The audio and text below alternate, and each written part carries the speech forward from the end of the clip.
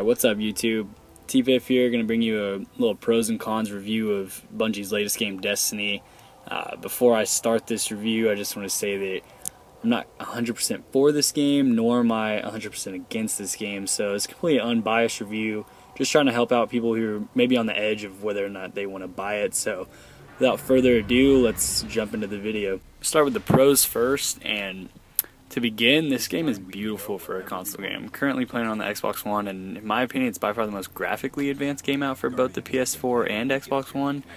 I'm not really going to go into depth about graphical performance, because to me this game isn't really going to make or break your decision to get either console. You're either going to like it, or you're not. You're either going to get whatever console based on what your friends are playing. Game feels new. Everyone's kind of waited for a big release like this, and you know what I mean if you had the Xbox One or PS4 since launch. There's kind of been this lingering game drought, as there always is, seems to be during the summer, and now that it's here, it definitely doesn't fail to keep you busy. There's plenty of exploring to do. I'm only a level 11 at the moment, and there's already been several worlds that you can explore. I'm actually quite relieved that there's this much space in open world, given that the beta didn't really justify that, and a lot of people were scared and kind of skeptical of what the game would be like. In my opinion, it's great. I mean, there's a lot of space, so a lot of stuff to do. Gameplay and mechanics feel similar to Halo, yet at the same time it feels different, if that makes sense. I actually chose the Hunter as my guardian, and being able to double jump makes the game fun and offers a freedom of mobility. Also, I might add that one of the upgrades for the Hunter race is a triple jump, so I'm actually pretty excited to progress and experience that. Trying to make this video short and sweet as possible. So lastly, in the pros and cons, I would say that the multitude of gear and weaponry is a lot more than I expected from playing the beta, and it keeps you wanting to always get the best stuff. If you played Borderlands, you know what I mean. It kind of has that appeal without exactly like stealing the same system as Borderlands. You'll know what I mean if you pick up the game and play it for yourself.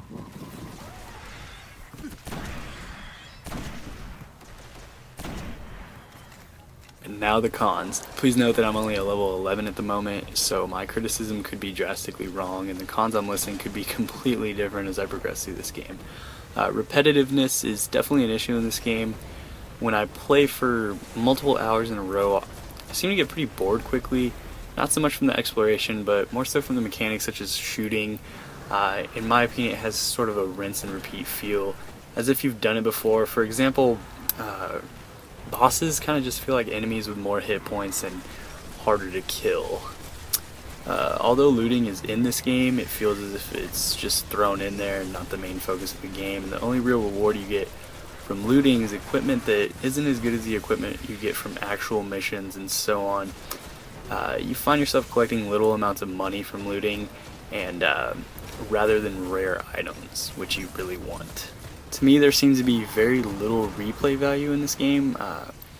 I've noticed that once I've completed a mission, I don't really find myself wanting to do it over and over again like other game titles. I don't want to say the story is mediocre, but if you're looking to find this game like The Last of Us or any big game title, this definitely isn't that type of game or anything like it.